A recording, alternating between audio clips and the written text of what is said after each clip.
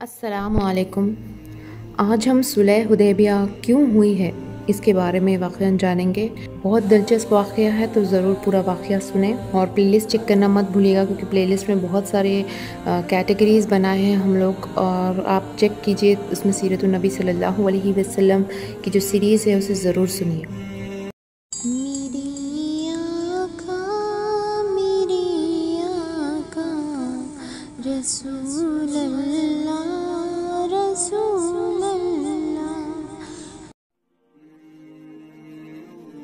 हुदैबिया में सबसे पहला शख्स जो हुजूर सल्लल्लाहु अलैहि वसल्लम के खिदमत में हाजिर हुआ वो बदील बिन बरखा खुज़ाई था।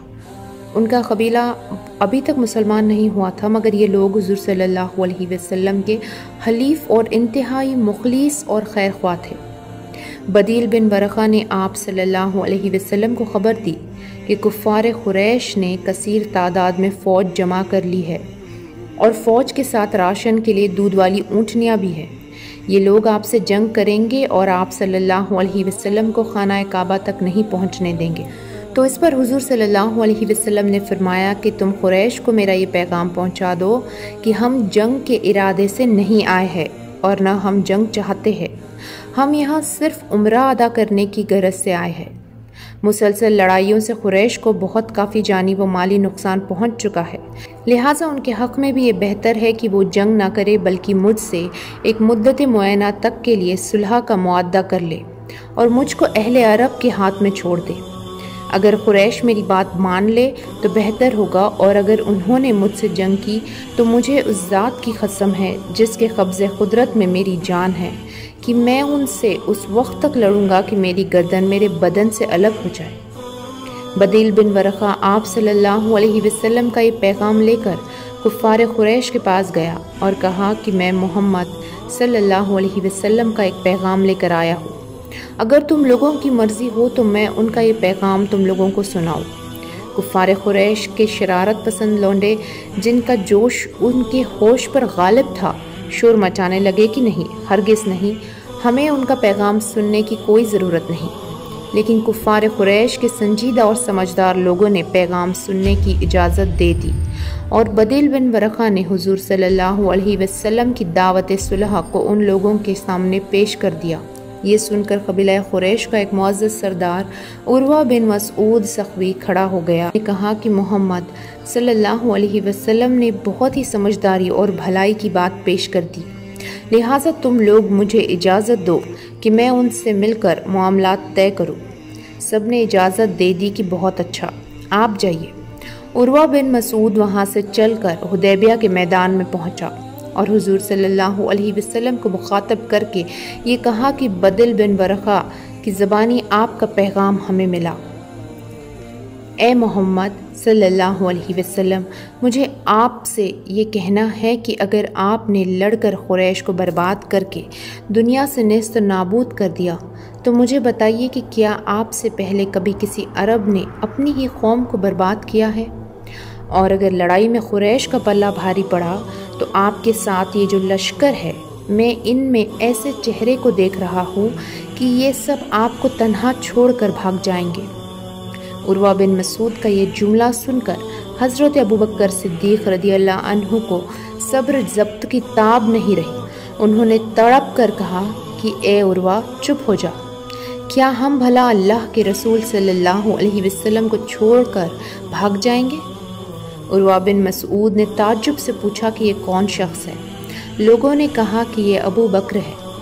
उर्वा बिन मसूद ने कहा कि मुझे उस ज़ात की कसम जिसके कब्ज़े में मेरी जान है, ए अबू बकर, अगर तेरा एक एहसान मुझ पर न होता जिसका बदला मैं अब तक तुझको नहीं दे सका हूँ, तो मैं तेरी इस तलख़ गुफ्तगू का जवाब देता।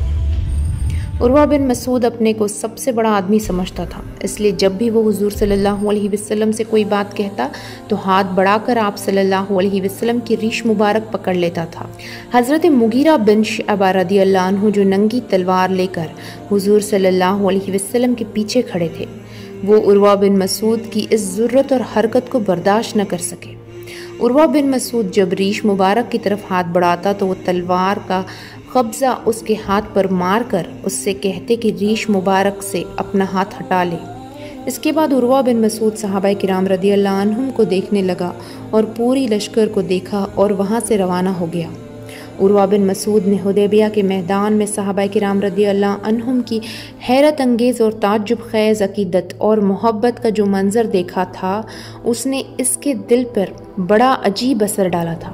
چنانچہ اس نے قریش کے لشکر میں پہنچ کر اپنا تاثر ان لفظوں میں بیان کیا: اے میری قوم، خدا کی قسم، جب محمد صلی اللہ علیہ وسلم اپنا خنخار تھوکتے ہیں تو وہ کسی نہ کسی صحابی کے ہتھیلی میں پڑتا ہے اور وہ فرد عقیدت سے اس کو اپنے چہرے اور اپنی خال پر مل لیتے ہیں، اور اگر وہ کسی بات کا ان لوگوں کو حکم دیتے ہیں تو سب کے سب اس کی تعمیل کے لیے جھپٹ پڑتے ہیں، اور وہ جب وضو کرتے ہیں تو ان کے اصحاب ان کے وضو کے دھون کو اس طرح لوٹتے ہیں کہ گویا ان میں تلوار چل پڑے گی، اور وہ جب کوئی گفتگو کرتے ہیں تو تمام اصحاب خاموش ہو جاتے ہیں، اور ان کے ساتھیوں کے دلوں میں ان کی اتنی زبردست عظمت ہے کہ کوئی شخص ان کی طرف نظر بھر دیکھ نہیں سکتا۔ اے میری قوم، خدا کی قسم، میں نے بہت سے بادشاہوں کا دربار دیکھا ہے، میں کیسروں، کسریٰ اور نجاشی کے درباروں میں بھی باریاب ہو چکا ہوں، مگر خدا کی قسم میں نے کسی بادشاہ کے درباریوں کو اپنے بادشاہ کی اتنی تعظیم کرتے ہوئے نہیں دیکھا ہے جتنی تعظیم محمد صلی اللہ علیہ وسلم کے ساتھی محمد صلی اللہ علیہ وسلم کی کرتے ہیں۔ عروہ بن مسعود کی یہ گفتگو سن کر قبیلہ بنی کنانہ کے ایک شخص نے، جس کا نام حلیس تھا، کہا کہ تم لوگ مجھ کو اجازت دو کہ میں ان کے پاس جاؤں۔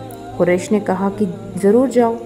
چنانچہ یہ شخص جب بارگاہ رسالت کے قریب پہنچا تو آپ صلی اللہ علیہ وسلم نے صحابہ کرام رضی اللہ عنہم سے فرمایا کہ یہ فلاں شخص ہے اور یہ اس قوم سے تعلق رکھتا ہے جو قربانی کے جانوروں کی تعظیم کرتے ہیں، لہٰذا تم لوگ قربانی کے جانوروں کو اس کے سامنے کھڑا کر دو اور سب لوگ لبیک پڑھنا شروع کر دو۔ اس شخص نے جب قربانی کے جانوروں کو دیکھا اور احرام کی حالت میں صحابہ کرام رضی اللہ عنہم کو لبیک پڑھتے ہوئے سنا تو کہا کہ سبحان اللہ، بھلا ان لوگوں کو کس طرح مناسب ہے کہ بیت اللہ سے روک دیا جائے۔